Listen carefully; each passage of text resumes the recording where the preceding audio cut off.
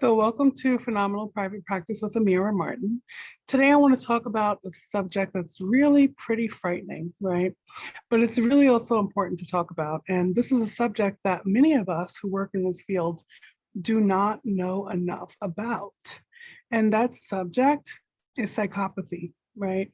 So antisocial personality disorder is the formal diagnosis, but psychopathy, sociopathy, the sorts of people with the behaviors that are most dangerous for us in society. That's what we're going to talk about today. And I think it's really important as therapists that we think about this, that we learn about this. There's a really big gap in knowledge when it comes to psychopaths and sociopaths.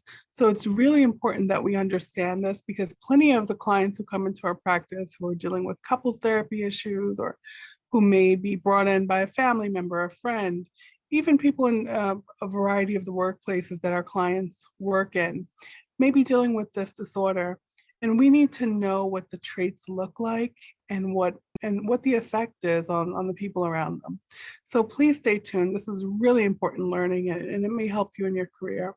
So antisocial personality disorder, what is it, right? Well, there are a number of traits that we can look at that tell us who are the psychopaths, who are the sociopaths, and I want to help you identify it. So I've have this list here of 22 traits that we can think about. The first one is these people lack regard for others' feelings. They really just don't care about how other people feel. For the most part, they won't outright say that, but their behavior will say that. You'll also see a lack of regard for others' rights. So this is why people are victimized by them and victimized usually repeatedly by them, whether it's their loved one or an employer or anyone who's connected with them. They generally just look for ways that they can exploit others and they don't care about others' rights or feelings. They're extremely callous. That's another trait. They're very callous. They don't have emotions. A lot of time they don't have emotions at all. Sometimes they'll fake emotions in order to fit in. And if they do have emotions, that's usually someone who's a sociopath and not a psychopath. But if they do have some emotions, they're very minimal. They're indifferent to others, feelings, ideas, thoughts, all of that. Most of their behavior is really self-serving, right? It's all about what can I get? How can I get something? They lack remorse. They may cry when they're caught doing a crime. They may cry when they are, needing to put on a show to show how sorry they are, but they actually lack remorse. They don't feel anything on the inside. They may or may not have a criminal background, right? Not every psychopath or sociopath commits crimes that they are caught for. Some commit crimes that they are not caught for. Some commit white collar crimes that they are not caught for. Some do things like work in law enforcement or become attorneys or other positions of power where they can, exploit and do things without necessarily having to worry about being arrested, right? Another thing that you see is persistent lying. Psychopaths and sociopaths love to lie. They enjoy feeling like they got over on you and that they've tricked you or tricked the system, or that they're getting away with something. They're getting away with that crime that they did. But what they don't know is that they're usually not getting away with anything. Things usually catch up to people. They enjoy exploiting others, again, for their own gain. So they'll put on a whole performance, a song and dance, a whole sorrow story, just to get what they want out of somebody. They're often cynical. They're often disrespectful. They often use charm or a witty personality to manipulate others into believing them and to believing their story. They're very arrogant. They truly believe that they're better than other people.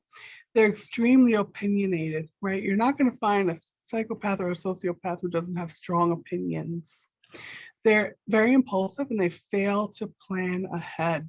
Now, when it comes to issues like domestic violence, a good percentage of the perpetrators are somewhere along the narcissistic spectrum. So either they have full-blown narcissistic personality disorder, or they have antisocial personality disorder. So they're somewhere between antisocial personality disorder and some of the lower issues on that same continuum.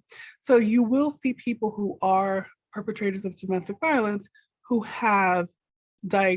can be diagnosed rather with antisocial personality disorder. narcissistic personality disorder. And if you just explore psychopathy and sociopathy, you'll also see that.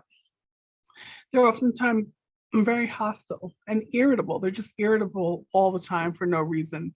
They may be agitated or aggressive. You may see them behave violently. They don't consider the negative consequences of their behavior.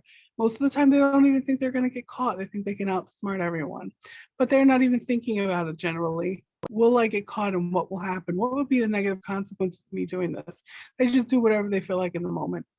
And again, lacking empathy and connection to others and wanting to take advantage. Most of the time, what they want to do in the moment is not anything that's useful. They're very irresponsible, right? They repeatedly fail to fulfill most of their obligations, their financial obligations, their work obligations.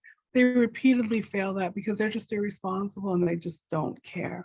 If you have any questions or want to know more about psychopathy, sociopathy, antisocial personality disorder, again, that's the clinical term, or narcissism, or any other mental health issues or topics, feel free to shoot me an email, Amira@phenomenalprivatepracticewithamira.com. Thanks so much and enjoy the rest of your day. Please take care of yourself.